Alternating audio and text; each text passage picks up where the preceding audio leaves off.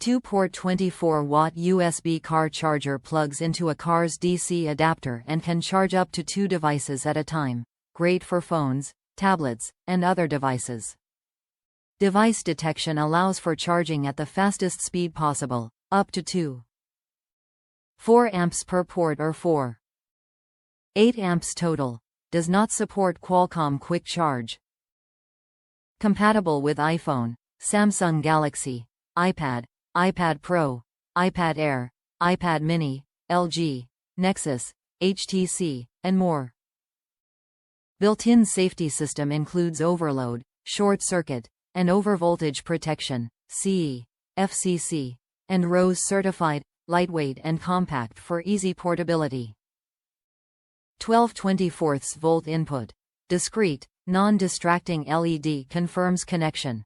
Charging cable not included. Backed by Amazon Basics Limited 1-year warranty. Charging speed varies depending on device.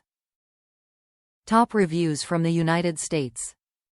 Be prepared in a rental.